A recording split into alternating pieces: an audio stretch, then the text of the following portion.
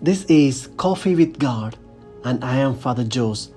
Let us begin this day with the Word of God and a short reflection. A reading from the Holy Gospel according to Matthew, chapter 5, verses 20 to 26. The passage is taken from the Message version of the Bible. Trivialize even the smallest item in God's law, and you will only have trivialized yourself. But take it seriously, show the way for others, and you will find honor in the kingdom. Unless you do far better than the Pharisees in the matters of right living, you won't know the first thing about entering the kingdom. You're familiar with the command to the ancients, "Do not murder."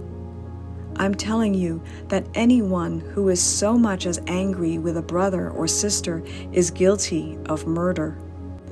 Carelessly call a brother idiot, and you just might find yourself hauled into court.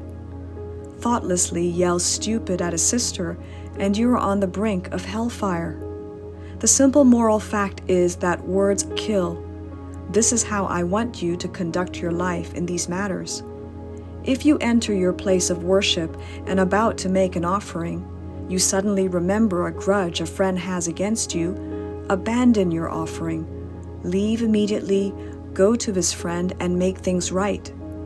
Then, only then, come back and work things out with God. Or say you're out on the street and an old enemy accosts you. Don't lose a minute. Make the first move, make things right with him. After all, if you leave the first move to him, knowing his track record, you're likely to end up in court, maybe even jail. If that happens, you won't get out without a stiff fine. The Gospel of the Lord. Reflections on the Holy Gospel according to St. Matthew chapter 5, verses 20 to 26. Today's Gospel gives us some practical guidelines for fraternal love.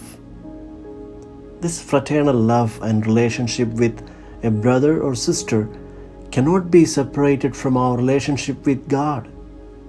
As far as the Scribes and Pharisees were concerned, the only way to relate with God consisted in the most scrupulous observance of every detail of the Mosaic Law. They taught the people that the more perfect observance of the letter of the law, the better chances to be close to God. We find similar attitudes among many in our church communities today.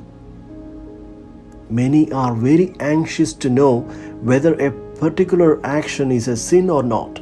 For example, many worry and want to know if eating meat on Fridays of the Lent is a sin.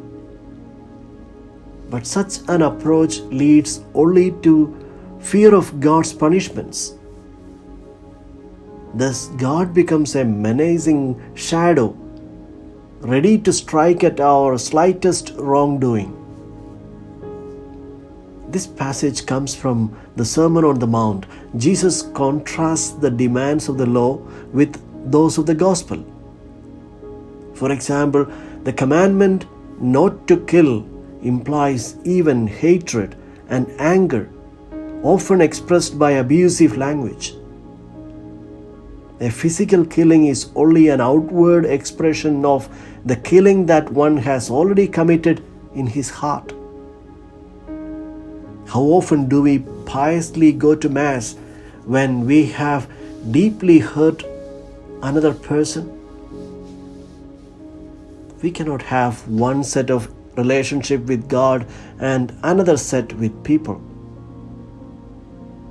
When anger is allowed to build up, one commits more serious mistakes.